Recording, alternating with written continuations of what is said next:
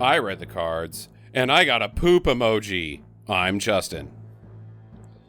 Hello, my name is Sheer and Utter Nonsense, and I turn my nose to this film. But I'm also Sam. Well. That's a nice hospital bracelet you've got there. Could that be the key to the tarot? I'm Jackie, and this is Tarot on Stinker Madness.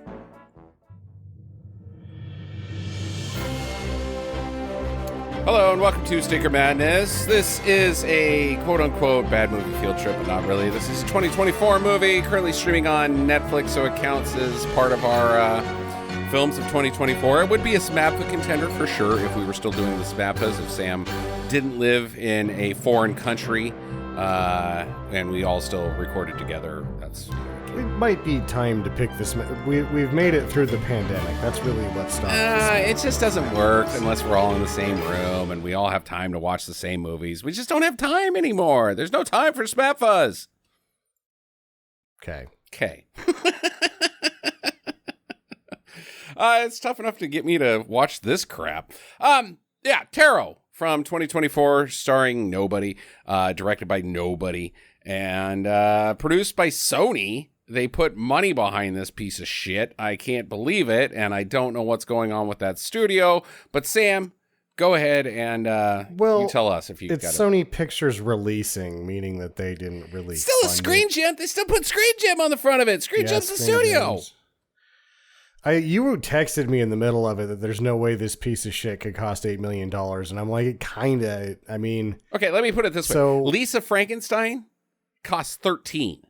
And there was no locations, easy shoot, no digital stuff at all practical effects, and barely, I mean, the costumes department, I guess, got some decent cash. But that's it. $13 million to make Lisa Frankenstein. This piece of shit cost 8. You're kidding me. Especially because the shots of Boston were just stock shots. Yeah, right. This was shot in Belgrade, Serbia. Yeah, okay, that's cheap. That helps. Which does explain something. Okay. Whenever you're there in an apartment, I'm like, this is an apartment? Mm-hmm. What the fuck is going on with this interior? And maybe the rent isn't too damn high in Belgrade, because none of these dickheads could afford these lavish apartments. Those things were huge. Yeah, well, they're dorms. They're not even apartments, they're dorms. No, not all of them lived in the dorms. Pretty sure. Okay, so we only have two.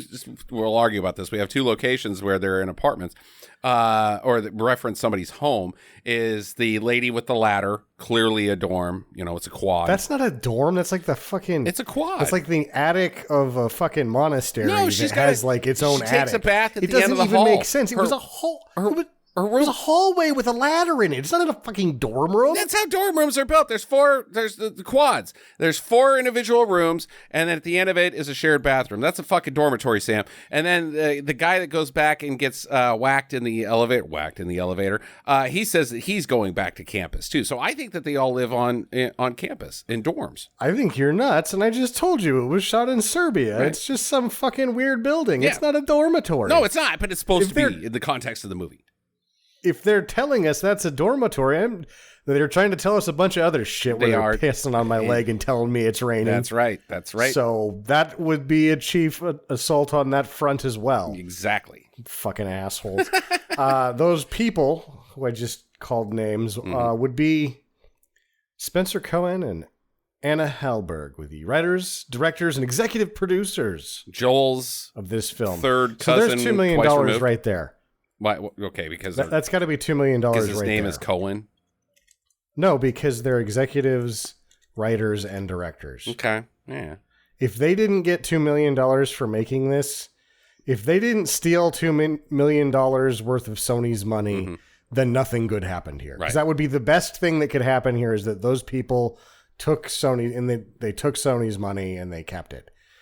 And then there was about 300 people that worked on it from the looks of it. So I just feel like $8 million's about what it costs salary wise to put this shit out with special minor visual effects. Like, because what Blumhouse is usually spending like 10, right? Right. And they look better and they're not as dumb. And that's hard to not be better. And this is like 10 minutes in, I'm like, give me a Blumhouse film, please.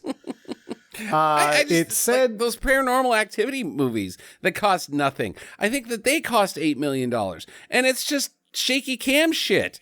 There's location. What do they call it? A sound stage. The subway was all sound staged. Parking the camera over here, parking the camera over here. Makeup, effects.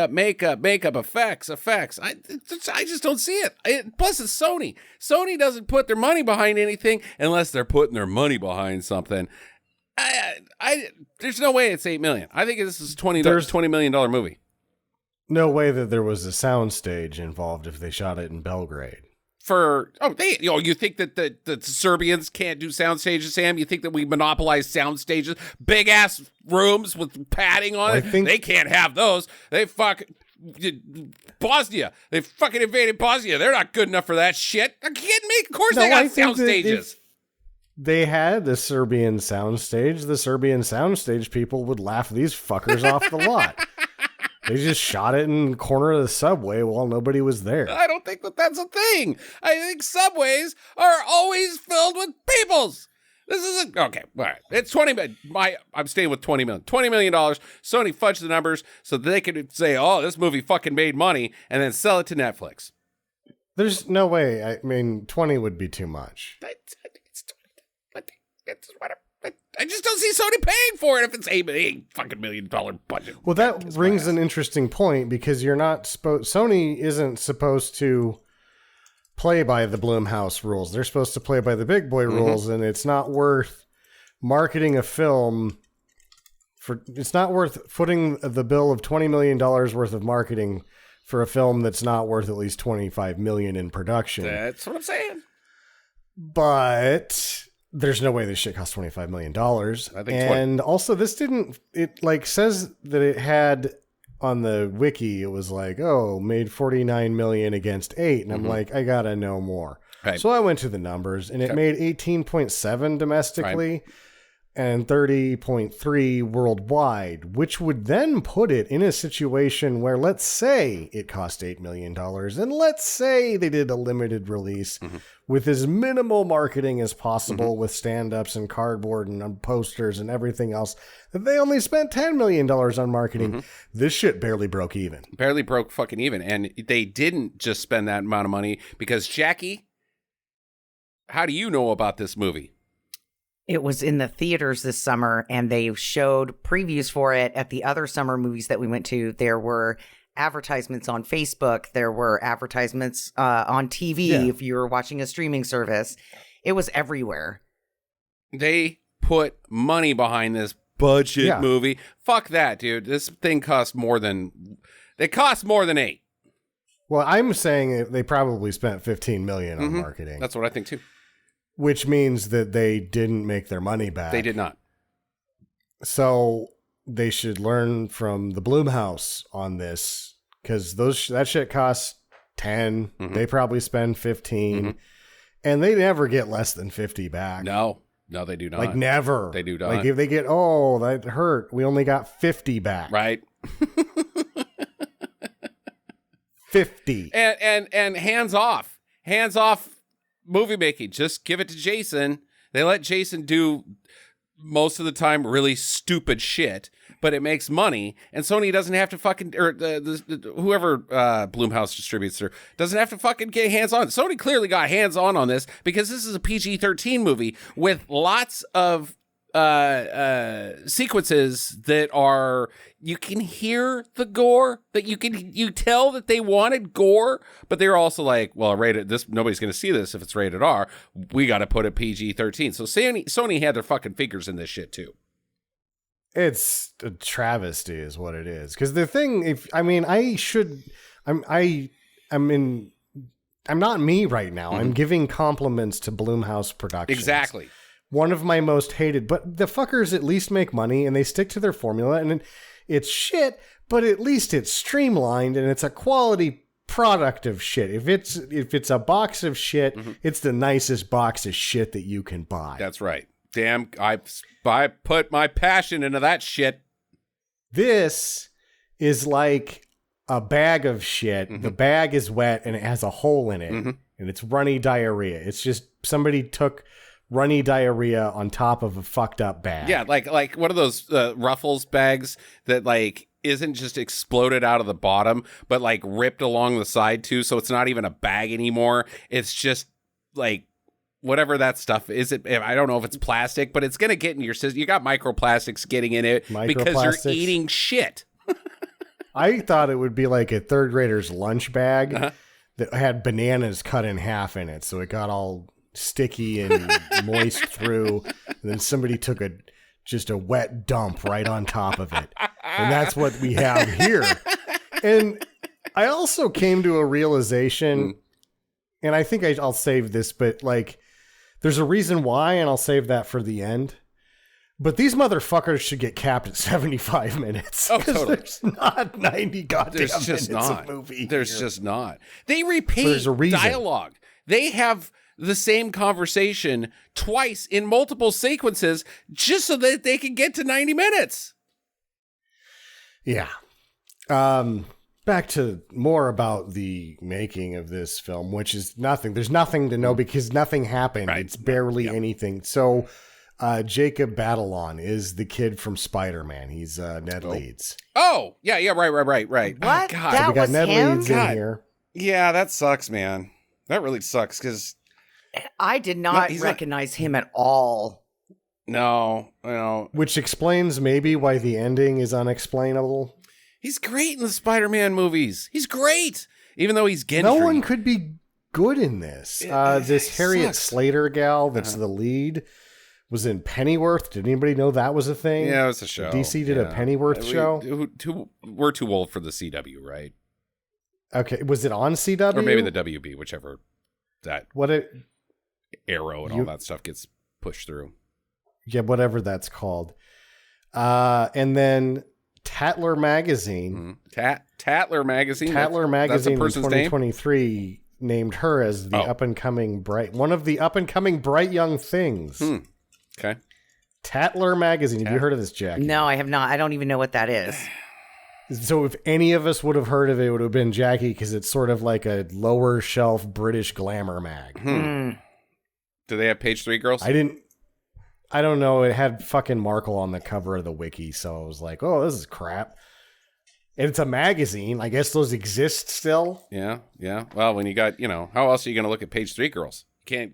There's no page3.com, right? I don't think it's page 3 girls in this. It looks like a shitty Vogue. Those poor Brits. Like a really shitty Vogue. Even now they've taken away the page 3 girls from the British. They got Brexit to deal with. They got the Scots. They're planning on invading at any point because they're pissed off. Isn't Ireland's still over there blowing up fucking hotels and shit. And now they don't even have page 3 girls. My God. That's the Sun, right? Page 3. No, I think it's all the magazines. I think you just go like Life for kids. You do the little tracing of the map thing, and like, oh, there's fun activities for kids, and then on page 3 there's tits. I thought the page 3 girls were basically just Rupert Murdoch keeping himself interested in his own shit. No, man, he's already tuned out, but page 3's got tits on it. And he's back in their version of 60 Minutes, the TV magazine. At page 3, tits. Yeah. Leslie Stahl in a bikini. She's probably hot. She's probably hot as shit, man. Great tits. Yeah. This Aiden Bradley guy, he's one of the boyfriend survivor. I guess he was in 104 episodes of The Bold and Beautiful. 104? Yeah, that's a job. small stint on a soap opera. Like, you're barely a blip in the map if you only do 104. You got to get up to at least 250 to be a regular. I would think 500 is when you're 500. Yeah. If what did they get? People that played Marlena and John Black, what do you get on them? Like 26,000 episodes? Yeah, like fucking like all of them since the beginning of time. Yeah, 100 episodes. You probably made like $15,000. 104 episodes isn't a full year of programming. No, it is definitely not. Like he was just like a flighty character that showed up and came and went. Hey, what are you doing here? Goodbye. Yeah, the waiter at the restaurant that they go to. There's a gal named Avantika. That is her name. She's Telugu, which is apparently a whole different part of India. Okay. She came from those films before coming over here and getting in this. And the Disney looks like they did a direct-to-stream DJ movie with her in it. Don't know who she is. Which leads me to my favorite person. Or DJ Tanner? Spinning discs. Okay. DJ Tanner. I'm just imagine how the anti-wokers would fucking freak out if a brown girl played DJ Tanner. They'd fucking lose their shit, man. Full casa. Oh, man. Let's do it, Sam. I like it. Brown people living in San Francisco, and the neighbor kid's a white kid. The goofy-ass kid that comes in and gets the laugh track because he's got some dumb one-liner is a white kid. Yeah. Flip that script, man. The girl that gets hung is named Humberly Gonzalez. That's the only reason Humberly? That's not a fucking name. Humberly. Humberly Gonzalez, and she seems nice enough, maybe. I don't know. She's got some fairly almost risque photos on her Instagram, so I'm now going to give her the name Humpy Gonzo. Who cursed She's that girl with that name? She's my favorite person in the movie. Fire Humpy them. Gonzo. Humberly Gonzalez is her name. The old lady is Olin Fourier. I can't say it. It's Gaelic, like super Gaelic spelling, right. So whatever. 22nd greatest Irish actor in the 2022 Ireland Times Review of Acting. So she's kind of somebody, I guess. 22. 22's not high. 2022. Oh. The 100 greatest Irish actors, she was 22. Yeah. 22 for 1 year. That's not top billing, Sam. That's better than anybody else except for the kid in Spider-Man. Yeah. He's probably like, I don't know, man. There's not a, I don't know. Nope. She's not a thing. She's not a thing. She's not a thing. No, she's not. That's why she's in this movie. Right. But they treat her like she's a goddamn thing. You're 20, like, that's like saying you go to you buy a beer at the store and it's made in like Des Moines and you're like, hey, we're the 4th best brewery in Des Moines. Nice. Good job. I mean, that's not a thing. No, I'm not dissing the Irish, but 22 is fucking low. That's all they could get for this movie. God damn it. They were probably excited about it. They're like, did you know that Olin Fourier was the 22nd greatest actor rated in 2022 by the Irish Times? And then people were like, oh my. Oh, and then they're like, get more waters, water girl. Name one other Irish actor in 2022. Colin Farrell. He's pretty good. I got nobody else. I mean, there's probably 5 that I would know on that list. Isn't 22 Cole Meany? Cole Meany? Yeah, Cole Meany from Star Trek? He's still kicking around. I just saw him in a movie the other day. He's 4. He should be. He's fucking awesome. Oh my God, when you're 16 spots behind Cole Meany, you've made it, baby. We're meanwhile casting stones at the only person that probably shouldn't get any stones cast at them in this movie. Allegedly, this was based on a 1992 novel, and I'm just like, I doubt it because the writing's so bad that you probably can't read if you wrote this movie. Ouch. You can't. It's below the belt. It's the idiot plot. Like, idiots would be like, oh, what the fuck are you doing, man? The idiot plot would fucking freak the fuck out if it read this script. There's shit. And then there's, this wet bag covered in diarrhea that is called taro. Jackie's just from 2024. looking at us. I suppose we should talk about it. Jackie's looking at us like, oh my God, you guys hated it so much and I feel bad for it. No, that's not what I'm looking at you like. Okay. Did you swallow a grape or something? No, I just went and threw up. Oh. Oh. Was it Taro? It's about the Yeah. same. Taro caught. We started talking about this movie, and I was like, oh, I'm going to be sick.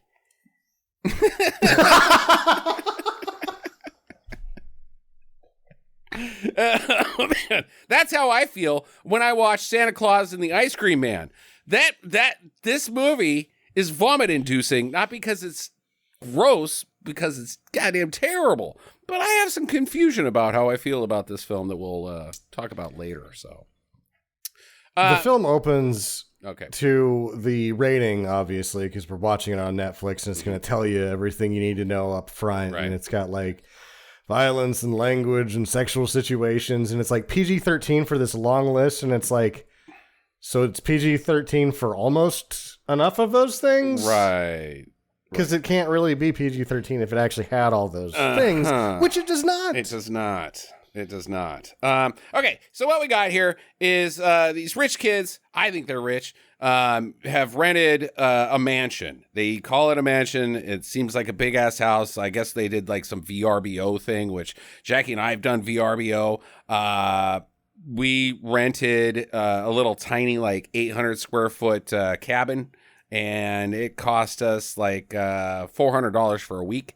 So I'm assuming renting a mansion for the weekend would cost about $4,000. These kids are rich as fuck. They go to Boston College is what I'm thinking that the movie's telling us, Yeah, but yeah. they're not Boston College material. No, they are not. They are not. So they're sitting around by a fire, and I don't care about any of their names or the people. Everybody in this movie from here on out shall be addressed as Phil and Rachel. Every single fucking one of these people, because none of them are important enough to have a first name. Except Humpy Gonzo. Humpy Gonzo. Okay, so Phil and Rachel, they recently broke up, and everybody's like, oh my God, we thought you guys were going to last forever. And Phil is like, why did I go to a mansion with my girlfriend, ex-girlfriend, who I broke up with? She dumped me. Why am I here? Why would I ever on God's green fucking earth go to a fucking mansion with my ex-girlfriend who just ripped my guts out of my fucking chest, showed them to me, put them in an old Lay's bag, then diarrheaed all over it, and then threw some bananas on it like a third grader would, or whatever the fuck Sam said. Why am I here? Why? Also, we're out of beer. They are taping each other on a camcorder, is what the movie tells us, because it cuts to a 4:3 aspect ratio. It does. You're right. And I'm like, who the fuck has a camcorder in 2024? And later, they will be watching that footage on their phones. And I'm going to forget about this, because at different points, like, they just pull up their phone. Like, after one of them dies, she just pulls up her phone. And it just has a picture of the dead person now as the wallpaper. Right? Like, immediately.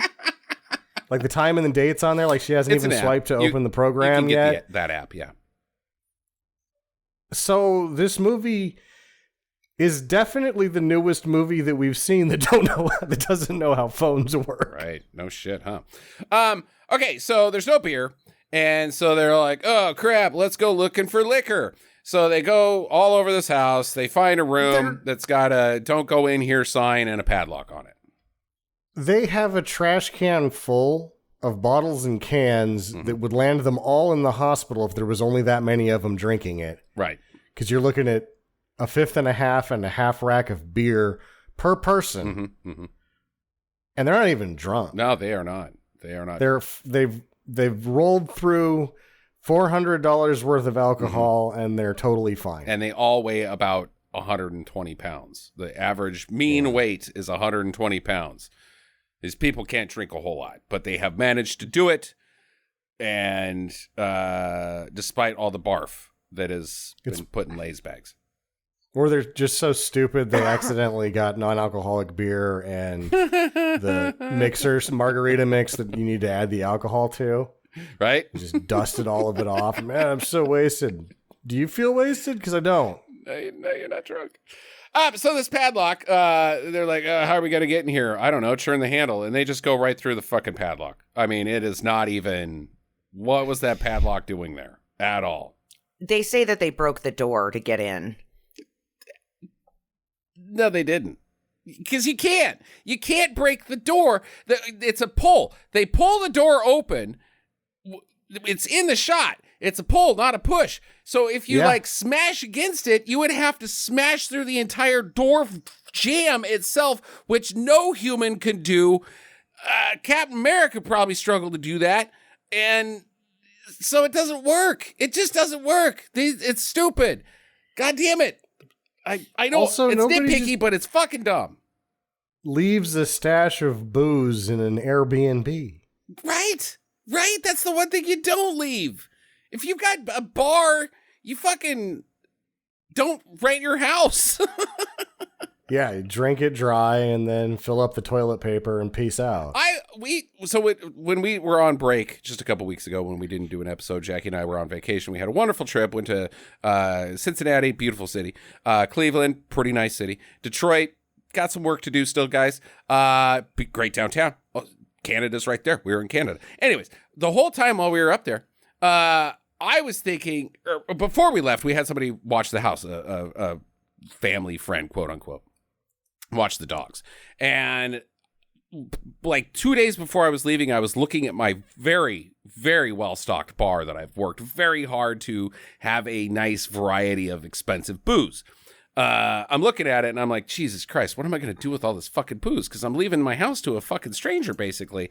She comes in and she's like, oh, I don't drink alcohol. And I'm like, yes, ha ha ha ha. But if it was anybody else, I would have had a problem. I would have had to move my booze someplace. It's like thousands of dollars worth of alcohol.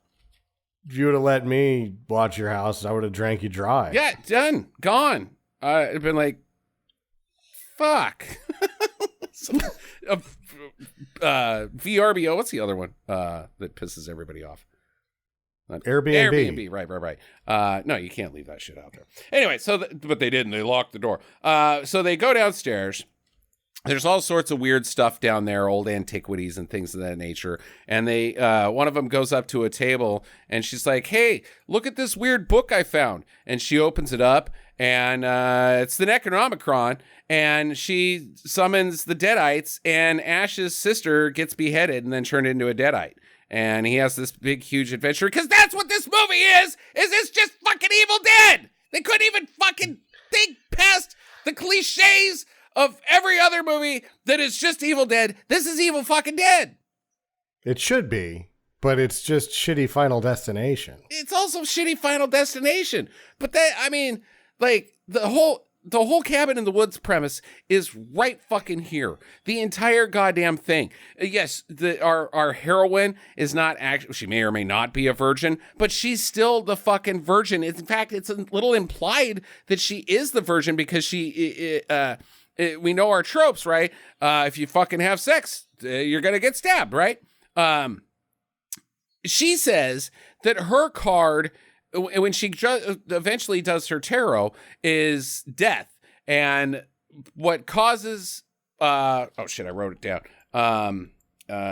Love is the death of her, which means if she screws, she's going to die. So it's implied that she's the fucking virgin. What if it's just sport fucking? I think that's cool. Okay. Death doesn't care about sport fucking. Revenge. And sex.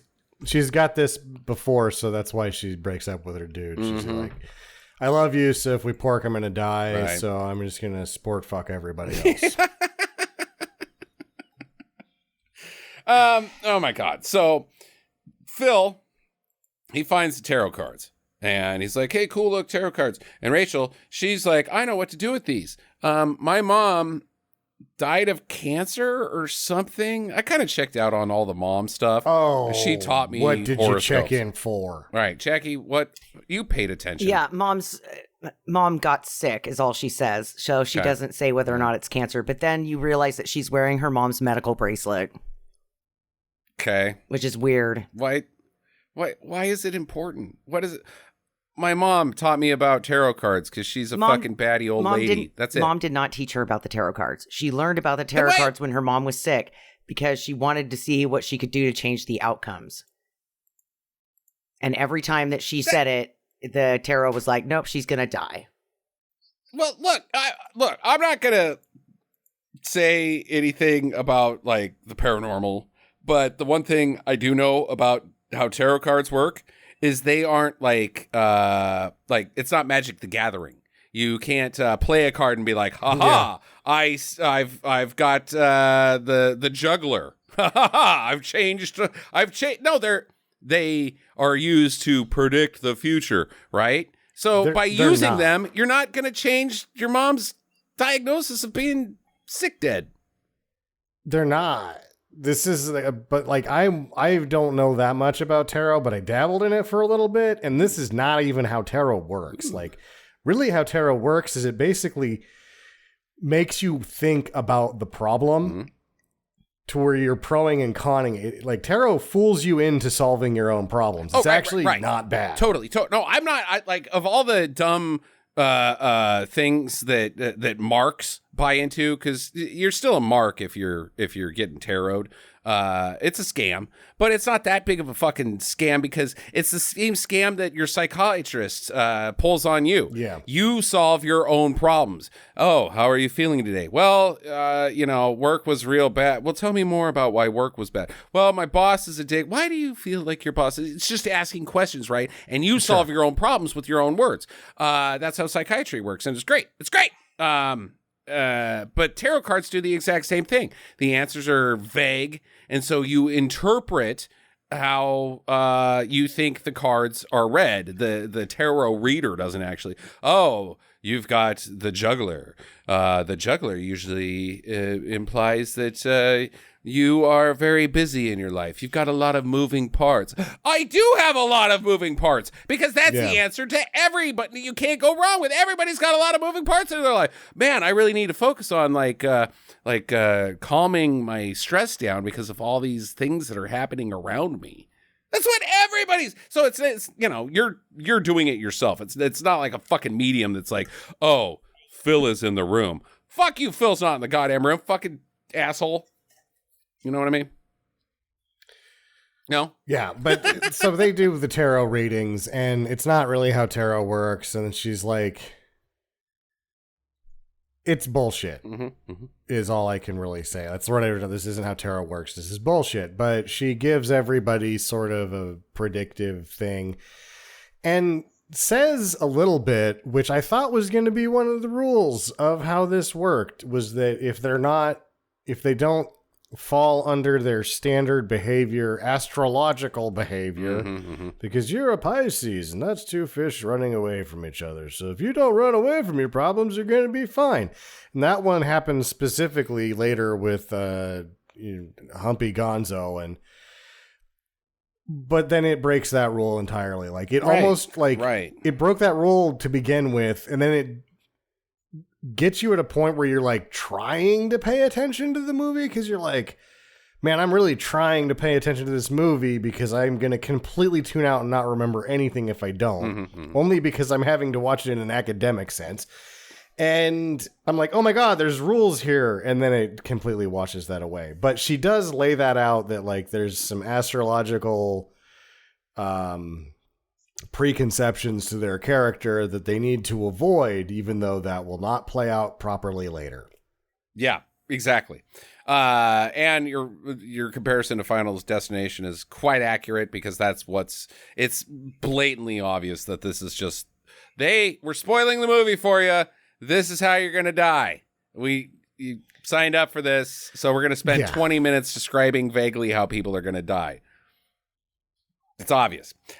I like the part where Phil, he gets up and he's like, this is crap. I got to go take a shit.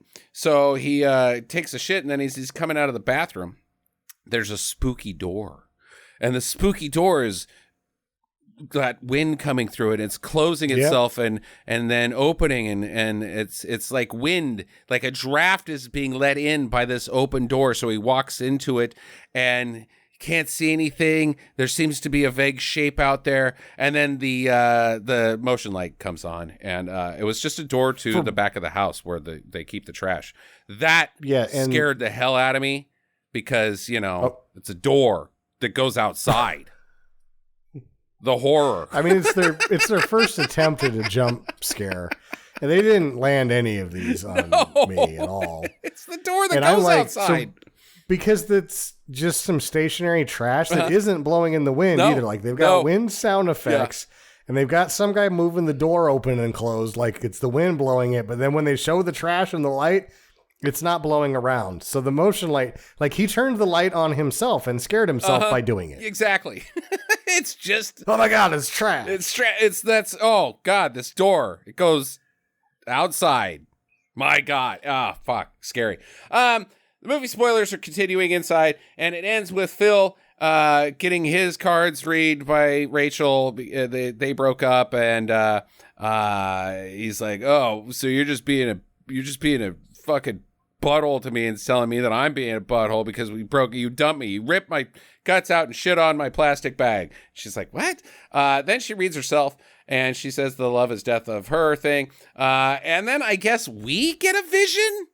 Because they don't get a vision of, like, the box that the tarot cards came in and something being scrawled on the floor, like a pentagram type thing, and a lady in a tent who kills herself.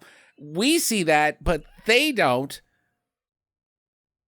That is a breaking of rules in storytelling. In filmmaking, don't do that. You can't do that. We're not in the movie, numbnuts.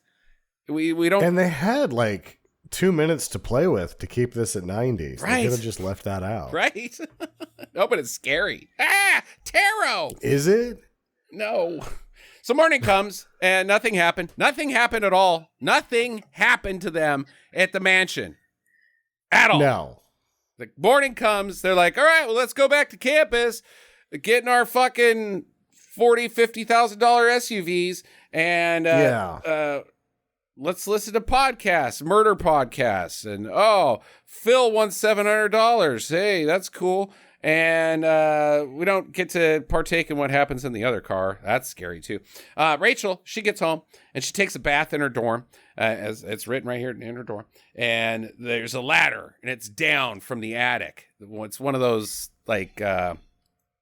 Houses have these where you go in the attic, you pull the thing down. Chevy Chase got locked into his Christmas but it vacation. Doesn't work like that. This is a straight wooden ladder, and a hole in the roof that is square. If this is not attached to the floor and the opening, this ladder will not function in a safe. You will fall every time you try to climb it. So in the shot, what they have is it is attached. And then later I had to make sure that they were just doing things to do things. But this is a permanent opening and a permanent ladder. I'm going to tell you, you're wrong, idiot. I've seen these before. Whatever. They're like fire escape ladders. They pull up and down. They collapse within themselves. They're very heavily supported at the roof on the joists. And you can just... when you pull the opening, I had one. It comes at down. The last house I was in, and it's not that. I've seen. It's not one of those. Yeah, okay. There's either the steps that are at a 90-degree or a 45-degree angle. That's what I currently have. But there's also the upright ones. This does exist, Sam. I have seen them built in houses.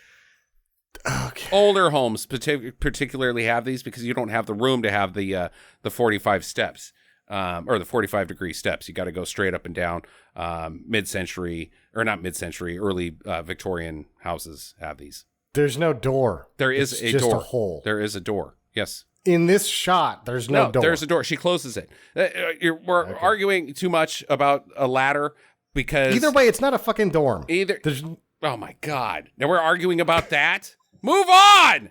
She says we gotta go to campus. If you live on campus, you live in a dorm. The movie says she lives in a dorm. It's a dorm. So either way, she goes, hey, the ladder's down. That's fucking weird. Hello. She says from the ground. And then she's like, well, I didn't hear anybody. I'll just close this door. And then Chevy Chase fucking starves to death in the goddamn attic. You never close one of these, period. Whether it's a phony made-up ladder in a phony made-up dorm or your fucking house. If the ladder is down, you do not close it, whether somebody replies to you or not, because somebody's up there and they're gonna die. Don't do that. So what's up there then? If this is a dorm, it's just like shit. It's full of shit. They keep their winter pageant supplies up there. Oh, there you go. Their pom-poms. Their pillows. Definitely their pillows. Lots and lots of pillows, right? Because they can just keep auxiliary pillows for them. those sorority pillow fights. Yeah. They gotta have a stash of pillows. Yeah, that's what college, man. You should check it out. And they have spots where the boys can drill into the roofs into the bedrooms and the Porky's boys can see some boobies. Jackie, you look like hell. Do you want to just not be on this podcast this week? Because what the hell? You and I were just hanging out 10 minutes ago. You had some peanut butter, and now you're dying. I don't know what's wrong with me. I don't feel very good. All right. That's my second That throw sucks. up. I'm really, really hot. I feel really shaky. I think I'm just going to bow out. I know what it is. It's 2024's tarot. Yeah. Having to think about it again has thrown you into a vomitous rage. Ugh. All right. You go ahead and take a little break. When you feel better, you come back into this because we got to at least get you on do's and don'ts. Final recommendations. Yeah, let me go down and take some medicine, and I'll be back up. Okay. Spoonful of sugar. Okay. She can't. She's so miserable she can't even laugh about how bad she feels. All right. Yeah. You know what? I don't feel good either. I think I'm going to bow out. Sam, you're on your own, buddy. I'm just going to say fuck this movie repeatedly for the next 45 minutes. Great show. Anyway, so there's a monster up in the attic eventually, right? Right. But is there? Okay. So she goes back to her room. She hears some footsteps. It sounds like her roommates or dorm mates are coming back from a party. This is where I wanted the movie to go, and I thought that this was a major missed opportunity, was that like there's all these horror elements, not horror elements, but like our modern cliche horror elements, jump scares and the cat in the cupboard, and you open up a door and hey, it's just trash. And she makes these foolish mistakes, like closing the ladder, and hearing footsteps and thinking, oh God, somebody's here. Yeah, dumb shit. You live in a fucking dorm. But I wanted all of them to die in like manners that expose that they're their own fault. Like she goes up, she has a door closed, and she falls off the ladder and bonks her head on something. That there was never any monsters or anything like that. That was the movie I wanted to see. Like all of these guys die by just being fucking paranoid dipshits. That is not the movie that we got, unfortunately. There is a fucking monster, and it sucks. The monster really sucks. It's got goop mouth. Yeah. It's supposed to be something or another, but either way, it's the high it takes priestess. her in it. That's her card, is the high priestess. The high priestess of ladder bashing? Of ladder bashing. Because she goes in there and the thing pushes her out and she falls down and hits pretty hard. She but falls she's like kind of 8 okay. feet. She falls 8 feet. It's just she's on the ladder. She's not up at the top of the ladder, which is 10 feet. So she's at like 8 feet at the most, and she's like, "Oh, my back! I'm crippled for life." You fell 8 feet, lady. But then the monster smashes her with the ladder, and this wouldn't work in any event where you tell me that this ladder is. They have these in houses. They don't have this ladder that kills this girl. No, they do not. They do not. No, those aren't made that way. This is what I'm saying. Like when you put all of it together, it doesn't work. It's not real.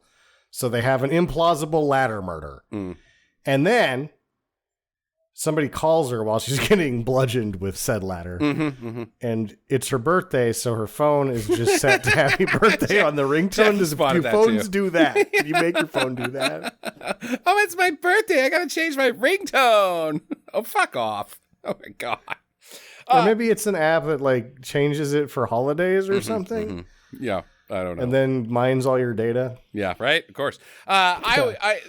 this is another thing that I've noticed a lot in modern movies, or actually just in movies throughout history. Everybody runs straight. The ship is crashing, and all you got to do is step like 4 feet to your right, and you're out of its path. She is crippled from her 8-foot fall. Fragile back. Real, she's like Samuel L. Jackson in that Shyamalan movie. Just fragile. She's got the wind knocked out of her. She would be okay if she wasn't killed by the ladder. But she's like, oh, God, I can't crawl roll. Just fucking roll. It's worse than that. She has to roll back into the ladder's path to get killed. Oh, she gets pulled. Because she's not pulled in by when the she monster. first hits the ground. Yeah, the monster's force. The monster power. comes down. No, it uses pulls force her, and then powers. goes back up the ladder and then fucking smashes her with it. It's the high priestess of the Jedi Temple. There's force later because they're like, you're going to die by swords. And they're like, we can't afford that force. We don't wear these swords from. Okay. So she's dead. The cops pull up. We see flashing lights. And then we get a shot of the group together. They're mourning. And my first question is, there's no foul play.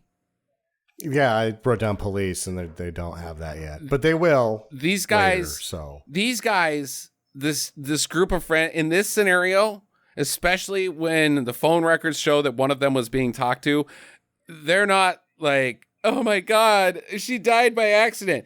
No, her head was smashed by a ladder. There's blood every fucking where. Brains are out. There's blood on the ladder. I don't even need Dexter to come in to say that somebody smashed this lady's brains out with a ladder. You guys are at the cop shop. You may not be under suspicion, but you are being interrogated. Where would she go? Does she have an angry ex-boyfriend? You're getting fucking interrogated, not, looks like an accident to me. This one's clear. Case closed. I've seen it 100 times. Fall off the ladder bounces on you 60 or 70 times, you die. Yeah, it's a rough way to go. Cousin went that way. But it's natural. Yep, that's happens all the time. All right. So Phil, he walks Rachel home, and she totally gets friend zoned because she turns around and she's like, she runs and hugs him because they're frightened and scared about their friend dying, and he doesn't plant one on her. So she is totally in the friend zone right here. Yeah. But he goes to the subway, and I don't know why. And he sees the hermit. That's his card. Hermit's stalking him, and the hermit has the power to turn off all the lights. Woo, spooky. And this may have been the only thing that they did visually in the movie that I didn't think was impressive, but I was like, my God, you did something that wasn't shitty. Turning off the lights. The light sweep that they did in the just visually speaking, because the sound effects that they added to it made it shitty. Mm-hmm. But just from a shooting perspective, I was like, oh, that worked out pretty good. Too bad the sound designer fucked you over on that one. You don't think they just did that in post? Doesn't matter. I mean, I thought even if they did, it looked okay. Okay. Until the sound made it whooshy and stupid. Yeah, okay. So all the lights are off. He runs to an old subway station that's behind the new subway station. Yeah, so he's like, I'm going to get killed by the Taro monster. I should go to the most dangerous place in the subway. Yeah, old, where it's abandoned. They've got like parked old subways. They're all covered in dust and schmutz. It's a great place to build a Fallout 4 vault in. Like, that's where you want to be. Yes, it is. Yeah.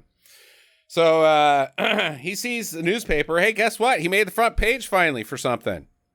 Oh, I died today. Dang it. Oh, I thought that was just another copy of Dickhead's Weekly. Oh, what's on page 3? Thought I made the cover again. I'm on page 3 and my tits are out. No.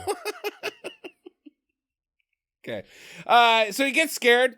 He runs into another car, and he's getting scared around within a subway car, and then the monster's like right there on him. He's like, boo, gotcha.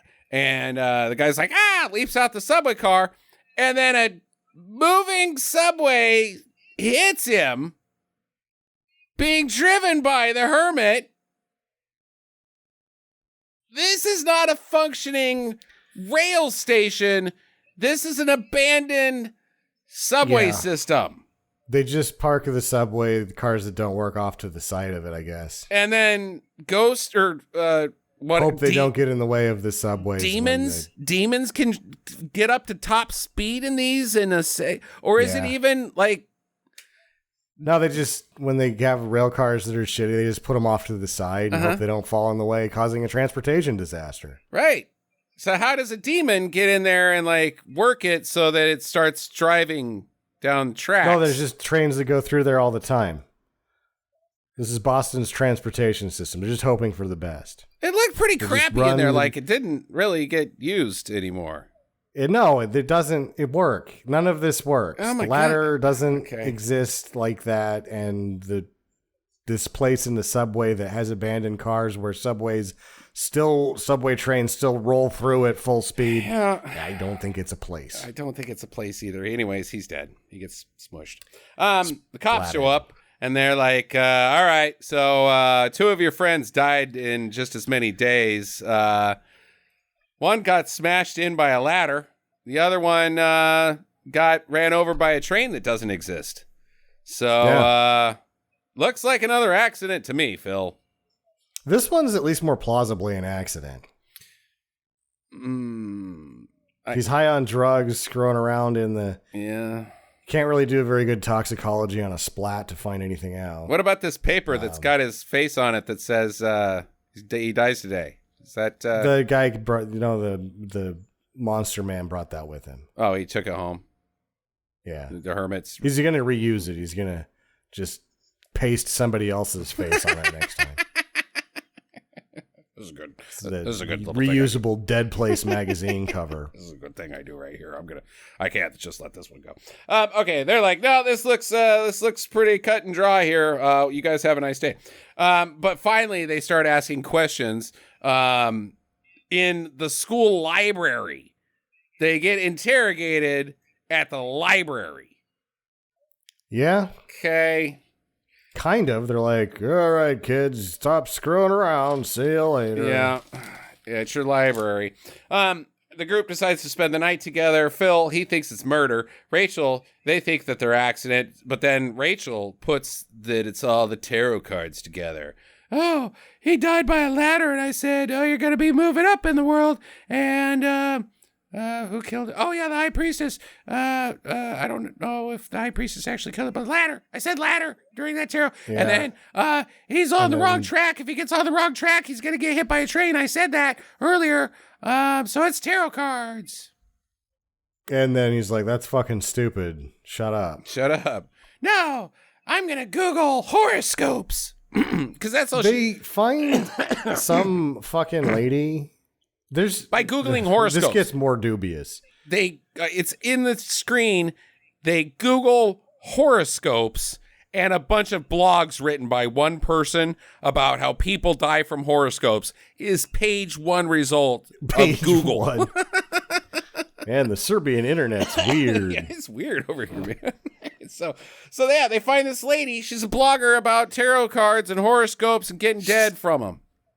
A blogger? Yeah. So they drive there, and they're bitching about a 3-hour drive. Right. Oh, we're all in a bad mood because we've been in the car for 3 hours. Like 3 hours? Yeah. Jesus. Yeah. Ninnies. Then they get to her house, and it's like, oh, go away. I don't like you. And then she's like, but the tarot cards are trying to kill us. And she's like, okay, come in. Did you notice the house, Sam? Did you look at the exterior of the house at all? Did it look? It had a really nice front door, right? Yeah. It had a little sticker that said protected by ADT or whatever security system. But then on the exterior shots, they like tried to put like creepy branches and vines all crawling down it.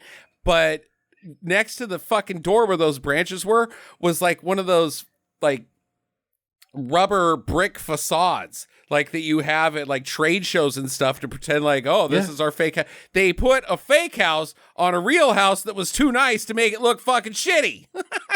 Maybe that's why there seemed like there was 62 people in the art department of this movie. They're too busy. Like, what do we do to this house? Nothing. Get out of the shot. Yeah, right? See, that's what I'm saying. This is not an efficient movie. It's not like fucking Wes Craven did this. The two amateur directors who've never directed a fucking movie before teamed up and when you are, I've never directed a movie before, I need $8 million. By week 3, you realize, oh my God, I need $20 million fucking dollars because I'm gluing fucking we spent a day to make this nice house look like an old spooky house for no fucking reason because you're a moron. Fucking reason. Fredo and Ray would slap them in the face. Yes, there's no way that this cost 8. These people were making dumb moves all over the place. Okay, so they speak to this lady. And there's the big reveal. Like, she does the slow walk from out of the darkness into the light. And there she is. The 20-second best Irish actor of 2022. And it's not just this that takes too long. Like, they're buying minutes up and down this goddamn thing to the point that you want to smash your head into bricks where there's just nothing fucking happening.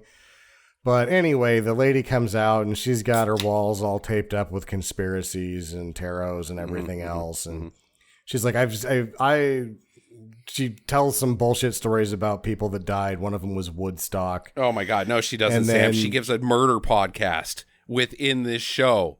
The year. Okay, fine. Was 1964. The place. Woodstock. Which is still just more buying minutes. Oh yeah, it's terrible.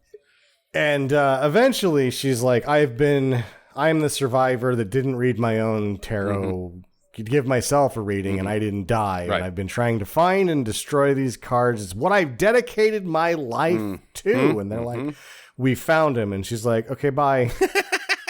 Right. And they just drive off. They just leave. They just fucking leave. And she doesn't go, I'll get those cards off your hands or anything. She's like, bye. Okay. I mean, it's true. She does tell them, her story is that throughout time, or for like last 200 years, these people every time you read them, you get killed by them because back in the old times, there was a lady called the astrologer. And she's like Rasputin, right? There's a count. And he's rich and he loves having her because she always makes great predictions by reading these cards. And he's like, I got life locked in.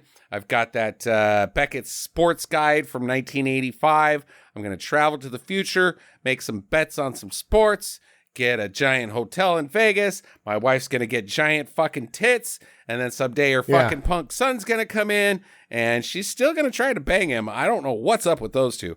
That's what the count's thinking. But then the astrologer, she predicts, oh no, your wife and child are gonna die in childbirth. And he's like, no, that's impossible. All kids and mothers survive childbirth in 1865. You're wrong, lady. Yeah. Mortality rates are high. The highest ever. No mom dies. Actually, it's like 4 out of 5 women die in childbirth in 1865, Mr. Count. He's like, no! No, I think that kind of got him set off, but when she told him to put money on the Mets is what kind of sent him over. That's it! You're done! I don't care what those cards say. Anybody that's going to put money on the Mets is an asshole. Okay, so he accuses her of witchcraft because they died and in childbirth, because like all of them did. Yeah. And they find her daughter and they string her up in the woods, and it's shot weird. Like the kid was just wandering around the woods, and mom runs up and she's like, "No, they killed my kid in the woods." So she vows revenge. So she kills herself over the tarot cards, which causes the cards to be infused by her vengeful spirit. It's dumber than that, because the lady's like, she goes to the altar of magic or some shit. Right. They're like, oh, we got an altar of magic. I don't know why we built that, but we got one. Do the ritual of the occult and then give yourself a blood sacrifice to the cards and then hope that someone picks them up and uses them. Right. This is a gross murder scene from some witch out in the woods. Why don't we just burn it all? I guess she still has the power of the cards that she's already read, so she can go back and murder everybody she knows, and she does that. But then some asshole picks it up and keeps the game going, apparently. Yeah, and the kids are like, so wait, so she killed herself over these cards to get revenge on whoever would read them. Did the Count read them? Because unless he read them, she didn't get revenge on him. He just... No, she did his reading more than one time so she can murder him. So anybody that got a reading... Like, you can pre-curse somebody like, hey, because she's dead. She doesn't read his tale after she curses the anybody that's ever gotten read by the cards. So she just murders the fuck out of everybody she knows. All of Europe? The only way it works. That's insanely stupid. Oh, yeah. I think my solution's better. She doesn't get revenge at all. She's just an idiot. She doesn't. Well, then why would she even do it? Because she's like, that idiot. Man ruined my life. I'm going to ruin the lives of others in the future. Randos. If somebody picks up my evil cards off of the ground, and somebody will, because this is the magic altar, and they're going to think, hey, those are something else, I bet. They're at the magic altar. Perfect revenge plan. Oh my God. It doesn't, she's an idiot either way. Pre or post, this lady's dumb as hell. So they're like, she's still getting revenge on us? Okay, well, we got to go destroy that deck. That's the only way. So they're driving down the road, and their car dies on the bridge. They don't say that at all. What? They're like, no, I think that's hogwash. But then Humpy Gonzo gets murdered by it, and they are convinced at this point because she did have the hangman card. Oh, we got to break now, this. You were wanting to just be done with this movie. I still got half a page of notes here, Sam. They're not going to the cards until that happens. No. They're driving down the road. The car dies on the bridge. I got a note that says, got to destroy the deck before that. Somebody must have said it. I didn't. Car dies on the bridge. And it's Rachel's reading. Technology will fail you. And then this hangman guy gets drawn in the fog of the window where Rose put her hand up after making out with Leo. And it says run. And so she's like, wait, the spooky ghost is telling me to run. And my tarot reading said, don't run if I'm scared. I should stop running from my fears. But this spooky ghost is saying run. So I'm going to. She hops out and starts running. They're like, we told you not to run. Ah! She's like Forrest Gumping out of there completely. She's got no place to go. She's just gone. She just keeps going. Coast to coast. And then what's-her-face runs after her and is like, stop running, a bunch. And then she pretty much has to put the noose on her own neck. She pretty much has to. Yeah, you can't run into a noose. And then after it happens, she grabs the noose with both hands, and instead of taking it off, she turns to her friend and then looks at her like, I'm going to get hung if I don't take this off.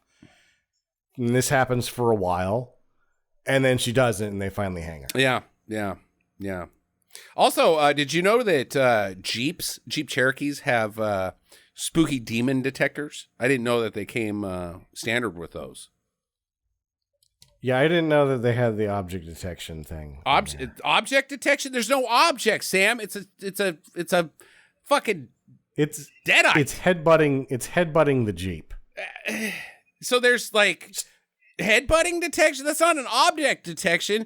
It's an impact detection. Yeah, we fucking know that we got hit by something. We got hit by something. You don't need a detector to say you got impact. Yeah. This doesn't exist. No. Also, stop that, Mr. Simpson.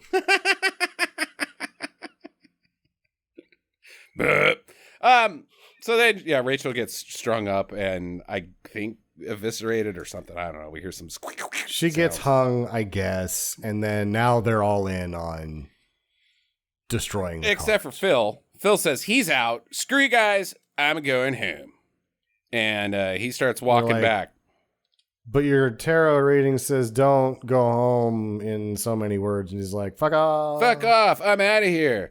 Oh, and I like, this is the other thing about him going back to campus and like it not being campus. He's walking down the outside of a building and there's fucking graffiti everywhere. Yeah. I don't think that that's how campuses are treated. No. Not Boston College, that's for sure. So he gets to his dorm, and he sees his card. It's the Fool, which is a jester, or the Joker. And the Joker emerges from the shadows, and he takes off his hat, and he says, "Call me Joker." And as you can see, I'm a lot happier. And starts shooting at him. Yeah. You are my number one guy. That's what he says. Yeah, Jack Palance. that's really weird. Ladies and gentlemen. Yeah. It's really... No, it's dumber than that. It He goes is dumber up. than He that. has a... He fumble fucks around until he gets into the elevator and then realizes that he shouldn't have done this. Right.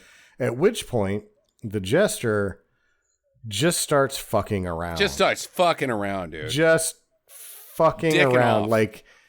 Like the leprechaun and Rumpelstiltskin fuck around like 10% as much as this guy is fucking around right now. Yeah, James Bond's over there, and he's like, "Hey, my villains just monologue and tell me the entire plot of the movie before just not killing me."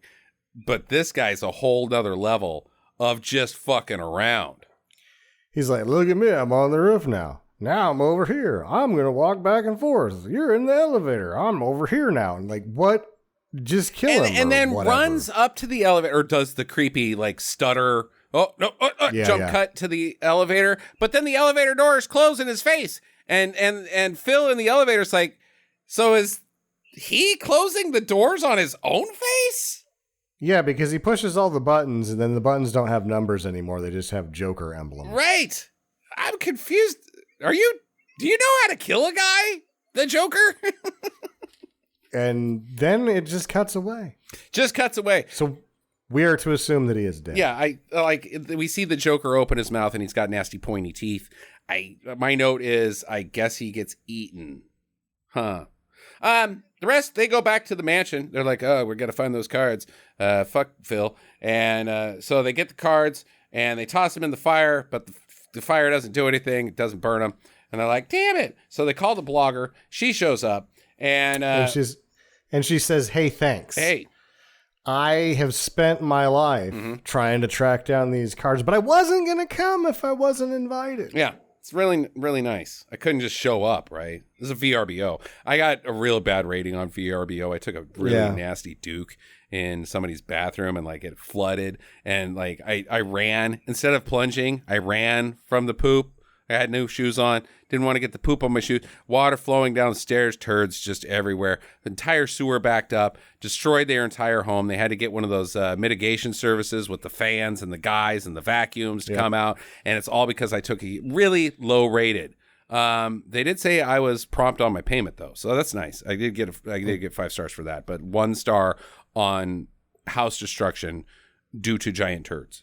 So it shot the entire city's sewage up through the toilet back into this one house. It was one house filled with shit. Yep. It looked about like this movie. Yeah. So thanks for getting that Verbo for me, guys. Otherwise I couldn't have gotten the box because I can't rent a Verbo. She doesn't even ask him where it is when they're there. Like, "I'll take care of this for you, kids." Right. Like, she doesn't show up unless they call her. And it's terrible. Uh-huh. What kind of life's work is that? It's a Verbo hurdle. So she's like, "Okay, well, I also do seances. We didn't talk about that earlier, but I can do a seance. So we're gonna do the signs of the zodiac seance and summon the astrologer." She has to revert the signs of the zodiac, because that's one of the other things besides the magical temple of whatever and the blood sacrifice. She was able to invert the zodiac. Right. And we know how dangerous that could be. Yeah, it can be real scary. Leo becomes... Did you imagine the implications of inverting the zodiac? Oh, well. Libra is Arbil. Pisces is Sakips. Would it give Zeus's innie an outie? Inverting the zodiac? I don't know what that How means. would you invert the zodiac? I don't know what it means. Is that turning it upside down? These are words that don't go together. It has no bearings on. You can't. I don't know. You can't unvert the zodiac. It's not a thing that's upside down. It's not an object. It's not a box. You can't. Can you put the zodiac on the vert ramp? Only if you can do a dark slide. Yeah. Yeah. There's a guy in He-Man. He was called Zodiac. He was pretty cool. I don't know what he did, but he was called Zodiac and he looked cool. Okay, so she does the seance and she's like, the astrologer, come to us, join us in this room. And they're like, she's right over there. She's sitting by the fire. Behind you. She's right there. Just chilling out. And she's like, okay, cool. Now that you're here, I didn't have a part 2 to She this didn't plan. plan this out. Shit. Could you stop killing us? No? Okay. Oh, goddammit. Now you're reading my cards. Killed by she's swords. Taken over her body, and she gives her killed by swords, and the movie cannot give that to us. No. So she just gets forced out of the movie, and she's gone forever. She gets pulled out of the shot in the living room where they're shooting the seance. The kids get up and run away, and then all of a sudden her sword-riddled corpse is like upstairs, like down the hall. Is it sword-riddled, or is there like 2 swords in the back of... It's like there's 2 swords sticking out of a bag, and they're like, yep, she got the swords. It's real tough. Did she, like, make swords, or did the mansion have swords? There was just, swords. Swords. They couldn't afford fucking swords, and they spent $8 million on this. That's incredible to me. Swords.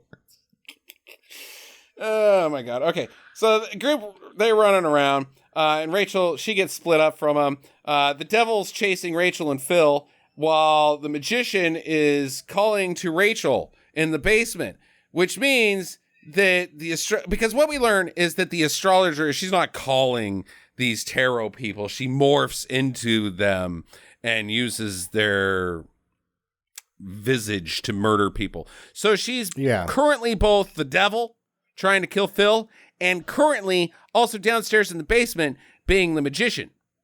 And it should be noted that all ideas of the people themselves following their tarot reading and doing the opposite of what their tendencies are has been thrown out the window. It doesn't really matter. It's just full-on murder spree now. Mm-hmm, mm-hmm.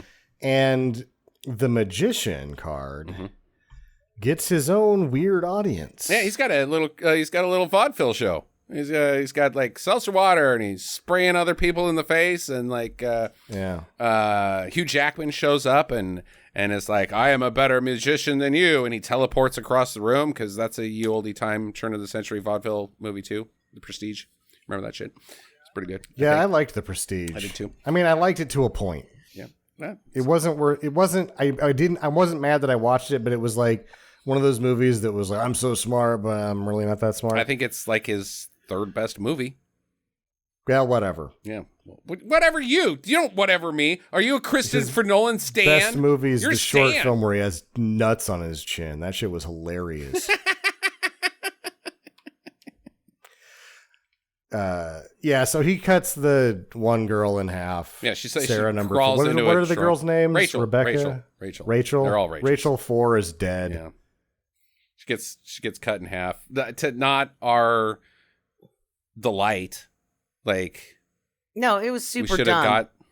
Hey, Jackie's here. Son of a bitch. Yeah, sorry. Son of a bitch. Feeling a little better. Got a sweet headband. It's a washcloth that I've jammed into my headphones. It looks like you're about to defend Hoth. Yeah, right? It does. It looks like one of those fucking Star Wars hats. I was just about to say sweet Richard Simmons tribute, but I like the defending Hoth thing better. Yep. Greetings from Echo Base. Wish you were here. Okay. Yeah, so she's sawed in half. I can't, also, well, not like, really. up I think it, like where the saw was like at her thighs. She bleeds out. She's just dumb and she doesn't get up or whatever. Right. There was also enough room in the box that she could have kind of squirmed around a little bit more and had it miss her. Right. But at this point now, we've broken whatever rules we thought we had on how this works have been cast aside. And the order is going to be ignored because they were going in order. Yeah, at the beginning. But now it doesn't really matter. But then Yeah, that's true. The second guy, he wasn't the... No, the train guy was the second guy to get his tarot read, right? I don't know. Yeah. It doesn't matter. If there was rules, they're cast aside by now. Very much so. So Phil and Rachel, they're all that's left. And they're like, oh my God, maybe we shouldn't have broken up or some mumbo jumbo because Leos and Tauruses are notorious to make it in the end together. Like, ain't no mountain high enough to keep me from getting to you type stuff, you know? Little Marvin Gaye, like, we're going and he's pulled through a window. But I like how during this time she's like, well, I consulted the cards and they told me that you weren't for me, but you were just so fucking hot that I just had to get a piece of your ass. And now I got bored of that ass, so that's why we broke up. Well, I consorted the cards and they said, let's get it on. Oh, baby. I also have to mention that it's a horror movie because she's now wearing a tank top for no reason. For no reason. Just no so reason. we get a better look at her boobs, I guess. Yep, I guess so. So he's gone. Goodbye. So Death is now chasing Rachel around. The devil is warped into like Death of okay, I'll just say it. This doesn't look like Death from Bill and Ted's Bogus Journey. That guy was cool. No. This looks like the Four Horsemen's Death, which when is presented, my knowledge of what that guy looks like is due to my history as a Jehovah's Witness when I was a kid. That's what he looks like in the Jehovah's Witness books there's the pestilence and the war and the famine and then death. He looks like a shitty Jack Skellington is what he looks like. Like a guy wearing a weird tracksuit that has like bony. He's a really bony tracksuit wearing guy. That's what this guy looks like. He doesn't look like a skeleton at all. Just bony. While wearing he looks like the skeleton from Iron Maiden. He does not look like Eddie. Eddie is rad. Eddie is the basis of Death in Bill and Ted. Like, that guy's a cool guy. You don't know shit about Eddie or Iron Maiden. You stop it. You stop it right now. You don't know. But is she in two places at once right now? Because he's kind of getting deviled. Phil's getting deviled. We don't know what Phil has has happened if he just got pulled through a window. But there's some cuts in there where he like is getting pulled around a little bit. No, he's not back in the movie yet. He's not back in the movie. Okay. Yeah. Death is chasing her around the house. He pins her to the wall and he's like choking her out. Death doesn't choke you. His creepy little hand comes out and his bony finger touches you and you fall to your... He's got the scythe and... Yeah. He's harvesting souls. This guy choke you? This is a Bulgarian death skeleton. Because a Bulgarian death skeleton. Yes, because... Here comes some racism. No, because the sorceress, if you two gentlemen will remember, was from Bulgaria. The sorceress. The astronomer? Astrologer. Yeah, the astronomer lady was Bulgarian. Astrologer. Yeah. Astronomers are actually people that have real jobs.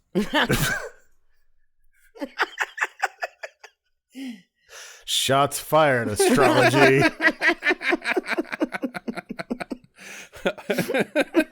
Erwin Hubble just dropped the fucking mic. It's like, boom!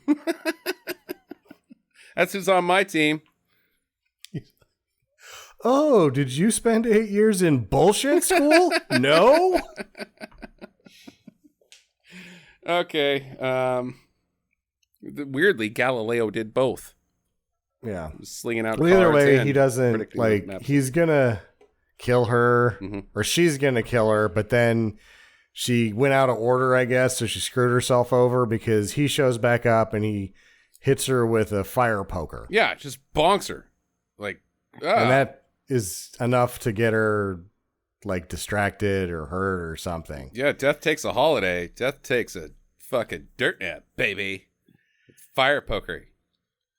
Takes a... And then he drops it like he doesn't need it anymore. Right. God damn it. And so they run away. But they get separated again. Phil gets bonked. And he's like, getting drugged towards a thing of fire that just appeared out of nowhere.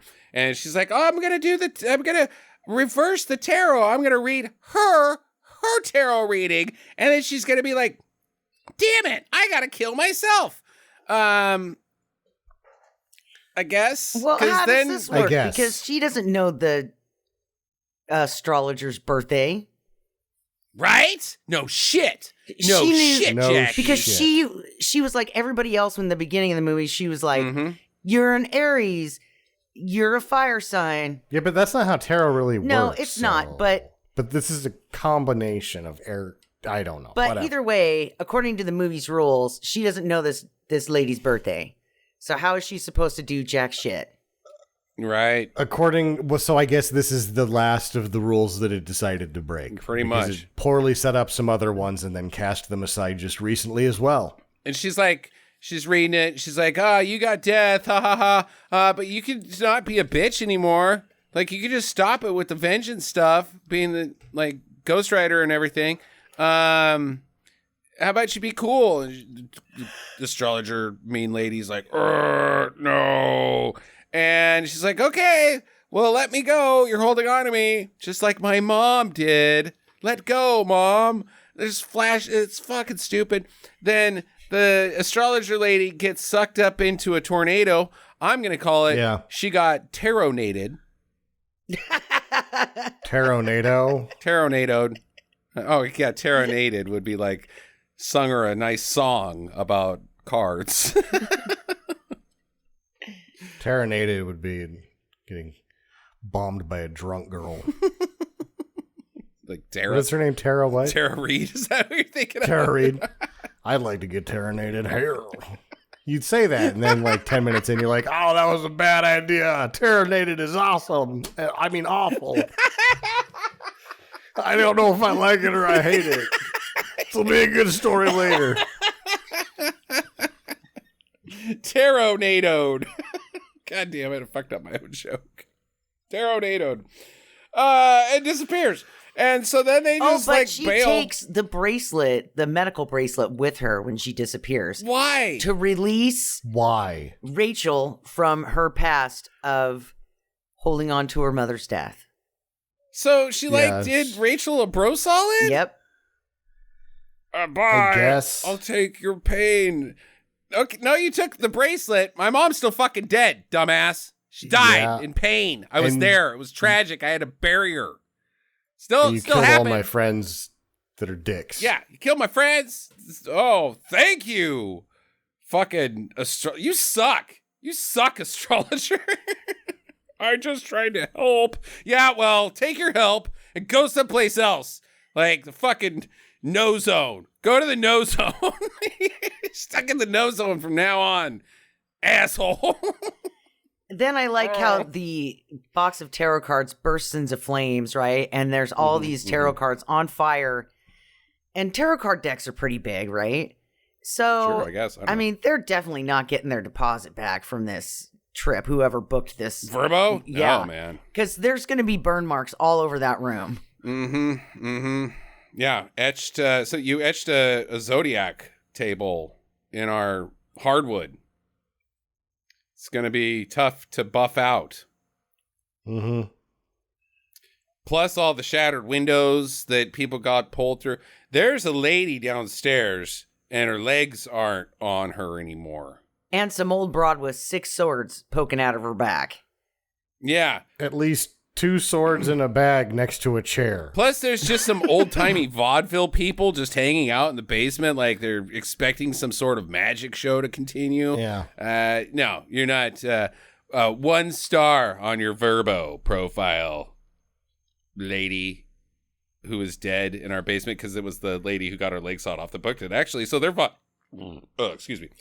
Yeah, because their name's not on the reservation. They were like, well, I guess that's that. And they... And they just walk away. Yep. They don't even bother to steal the dead lady's car. They don't take the car. They walk down the road.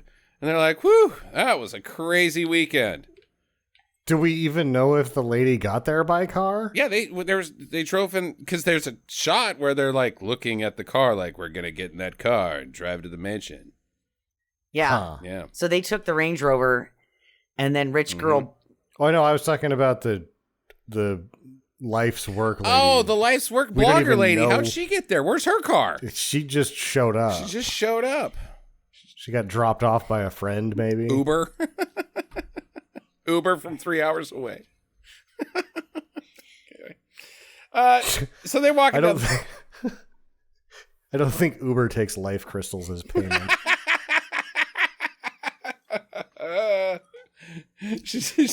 Her Uber shows up and she's like, oh, thank God it's got one of those bumpers that says, the goddess is real and she's alive. And she's alive. I can get into this one. Oh. All right, so they walk down the road, and then Phil shows up, the guy that died in the elevator. He's not dead. And they're like, oh, what happened to you? And he was like, well, somebody else just showed up, and that Joker guy just kind of like bailed. He's like, yeah, my roommate Todd came in, and I was like, hi, Todd. Like, Todd saved him. Todd opened the elevator and was like, sup. This movie is shitty for a horror movie that's shitty. Mm-hmm. But when he shows up in the car and they're like, explain this, and he's like, Todd. You're like, what are you fucking talking about, Todd? Todd just showed up and that's good enough to scare off murderous tarot monsters? Vengeful, immortal, morphing, changeling, demon spirit. Yeah. Todd. Hey, what's going on in here? Todd's got gingivitis. Todd! So as soon as he started breathing around the elevator with his mouth open, the astrology witch lady was like, oh no, it smells like a shit pancake in here. I'm out. God, I've got the breath of the undead, but Todd's. Jesus, Woo. Todd. Wash your butthole every once in a while. Oh, wait, that's your mouth. He fucking walks into the elevator holding a dungeon master's guide and a bag of dice, and the monster's like, oh shit, This guy's got what it takes. Out. Nope. And they're like, yeah, fuck fate. We make our own rules. And that's the end of the movie. Because you can say fuck once in a PG-13 movie. That's all they wanted. That's it. That's the only It's so dumb. Oh my God. And then credits. Thank God. But no. They make you pretend it's credits, but then we get the story about Todd. Yeah, we get to see. We just Todd did that save part. Yes, We just did that. I know. Part. It doesn't matter. I'm just saying that you think it's over, and you're like, yeah, and then they've got one more jump scare for you. The movie's still going. But it's worse because what happens is they make you watch it more. Yep. To like the end until you see the credits scroll. You're like, okay, I can finally fucking.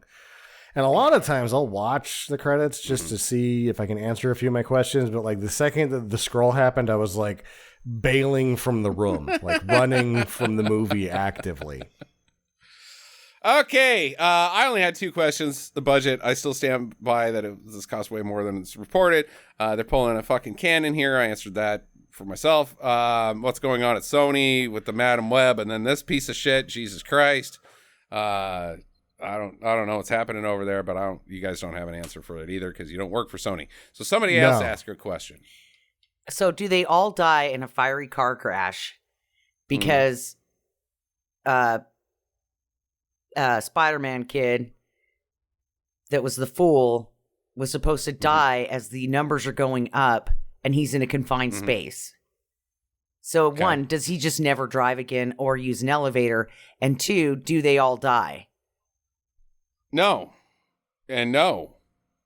He's driving did. Here in this fucking shot, Jackie, and she's dead. It's over. The movie had the chance to like do one more she got us thing. Jason Lives, part 26. You can't kill this thing. No, the movie just fucking ends. They're fine. It's over. Because of Todd. Do you think there was ever a point that they were going to try to like shoot something to make a sequel possible? And then they were like... Because they don't do that. And like every horror movie now that's this prepackaged crap always has like, whoa, there's not all the way dead or fill in the blank to whatever will open the door for a sequel. But this thing is like, it crosses the finish line upside down and on fire and is like, fuck it, we're definitely not doing another one. Yeah, you know it's bad when the actor is like, no, this is over. She is dead. Uh-huh. Yeah. Yep. And then the jump scares. How did you get out of the elevator? It's not, I think it's not even a jump scare. It's supposed to be like, ha ha ha, ha, that guy, he's on the floor, and his roommate's like, hey, what are you doing? Why are you on the floor of the elevator? Like, it sucks. It's like, it reminds me of that the guy Norm Macdonald joke where he's David Letterman on Saturday Night Live, and he's like, got any gum? Hey, you got any gum? That's the level of comedy that is being put into this thing where he's on the floor. What are you doing down there? Oh, I was getting attacked by a devil monster. Okay. It's hilarious, right? No. The neighbor is mowing. My God. It's going to be on the mic. Oh, boy. Here. Well, these people will never be able to handle listening to the neighbor mowing, Sam. Look, I listen to podcasts where there's like fucking choppers. All the guys that record in LA, they got fucking news choppers and like gunfire in the background. The listeners can deal with a little bit of mowage. They understand, Sam. They're modern people. Okay, well, in that case, it leads me to my second question. Is this a movie? Is it a movie? Define movie, Sam. A series of pictures with audio that tells a story. Well, I got pictures and I got the audio. Story? Yeah, I think so, because the plot of the movie could be just broken down as no, it doesn't. No, it does not. I can't do it. I can't. A group of kids get murdered by a monster. In the end, the monster. No, there's no plot. There's no story. There's nothing. Because it's not a movie. It's not a movie. This is a suitable make-out environment. It's a very suitable make-out environment. And that's what we have to harken back to the old Arkoff formula, which they break the Arkoff formula entirely, which they should at this point, because the Arkoff formula was the Arkoff formula for a very specific reason, is that you had to get a kid with a car to drive to the drive-thru. There's no drive-thru anymore. So now you're really attracting teenage girls. But the problem with this make-out friendly environment is versus a Blumhouse movie, if a girl and a boy go to this movie, they will make out the whole time and miss nothing. Sure. It's perfect for that. Right. That's all it's going to do is provide. And that's why it can't only be 75 minutes, because they would be cheaping those kids out of some face sucking time. It also had at the halfway point, it wasn't so dark that you couldn't see anything to remind them to go to the bathroom for a break and stop sucking on each other's faces. Yeah. And then come back and start doing that again. But the Blumhouse movies assume that they might bring a friend that would actually have to watch the movie. Yeah, that third And wheel. this one doesn't do that. So if you're with a couple that's making out, you would be bothering them because you're like, this isn't making any sense. You try to talk to them, but this one doesn't assume you have to only be a couple. You can't bring a friend to this one because they would have to watch the movie. Right. And that sucks for them. And then reach into that popcorn bowl and pull out your friend's penis. It's in. But hey, I wasn't supposed to reach into this popcorn bowl. Damn it! There's a dick in here. Yes, that's the problem that this movie assumes. Like, it's just made for that, but they didn't even think ahead that there might be a third wheel involved. Yeah, here, no, so they did not. it's ultimately it is the product that it was made to be. It's 90 minutes where people that are under 18 can suck on each other's faces, but it doesn't allow for their friends to come, and that sucks. Fails at that too. Okay, Jackie, anything else? No. Okay, Sam, anything else? No. Okay, final recommendations. I'm going to start. I'm going to give it a do. What?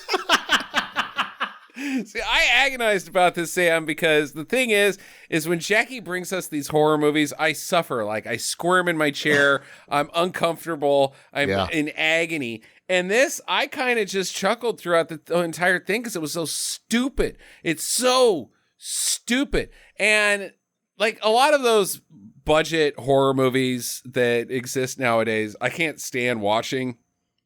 A, because nothing happens.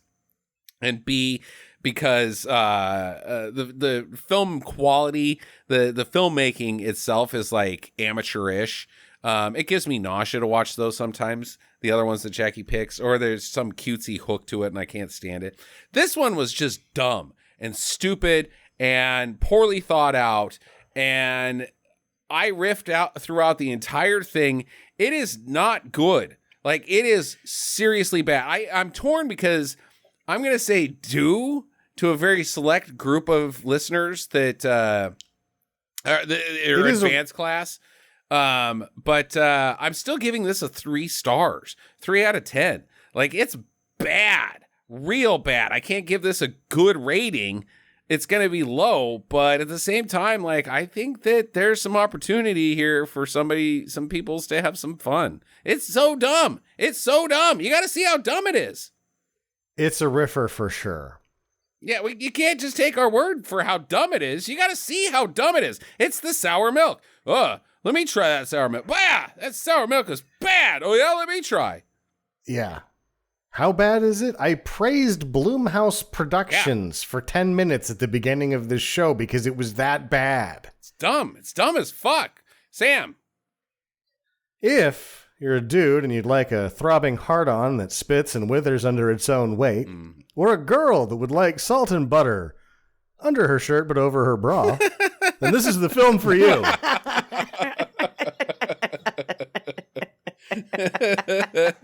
I can't recommend it for the same reasons. Like, that's the thing. Like, if you really have to see one of the most poorly executed formula films ever made, this has got to be one of them.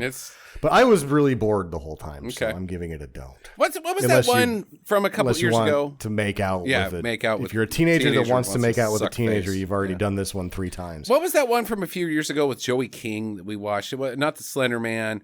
It was another horror movie. Like, there was a house. Jackie, you know what I'm talking about? Where the old woman leaves her bag on the train and she goes and returns it, and then it's like a Hansel and Gretel type thing. No, I'm thinking of something totally different. I think it was like a Christmas murder movie with Joey King. But like, I go back to like the movies we used to watch for the Smapfus, and every year one of them was a horror movie, and I was just being agony, not bored, agony. And this movie didn't piss me off. It just made me go, God damn, is it dumb? And it's also like, it's worse, but the other ones were just agonizing because they weren't as bad as this. They weren't that bad. They were just a dull exercise in futility, basically. Right. And the one that I remember, the only other one of these that I remember was that shitty one that had Leah Thompson's daughter that was at like the theater. Yeah. Because that one was really stupid. Yeah. And this is dumber than that. It's dumber than that. Yeah. This is super dumb. Okay, Jackie, go. I'm going to give it a do. I liked it. Oh, boy. I liked the witch. I thought she was ridiculous. I also liked... She wasn't a witch. Well, she was never a witch. Okay, so the astrologer lady who reads the old lady that's put herself in the circle with all of her magic rocks. And that made me laugh so damn hard. She's reading my tarot. And I loved the old lady too. She was like, Sicily, 1910. Right? Oh my God, her podcast. Where she's, making all these stories about how this box just kind of shows up from time to time and kills people. Right. And I just, it was very riffable. It was funny. And I was entertained, so I'm going to give it a do. Okay. I figured you might. This is up Jackie's. If you're a fan of Jackie movies, this is probably for you. It's just a weird one for me. I feel twisted inside. Like, I shouldn't say do, but I have to. And I shouldn't fail to mention that it is definitely the least scary of this horse shit that I've ever seen. Even Slender Man and it wasn't scary at all. Slender Man was so dumb. Right. Yeah. I only remember that one because of the internet phenomenon and that we had to watch it for that. But it was like, wow, this is really not scary. And this is like 1,000 times less scary than Slender Man. Oh, I know what I'm thinking of. The one that you did just not that long ago, Jackie, where the guy is dressed in black. And he likes pets or something. God, what the fuck movie was that where he just wanted the dog? Oh, Annabelle, where he just wanted to play with dollies. God, that was... We all gave dues to Annabelle, though. So this one's same vein to me. Anyway, that's the show. Next week on the podcast is totally change of gears. We've got Joe Don Baker coming with Final Justice. Hell yeah. Hell yeah. Hell yeah. So it's currently streaming on Amazon Prime. Check that out if you haven't seen Final Justice already. Be prepared for more stupid. Have a great week, guys. Get to the chunk.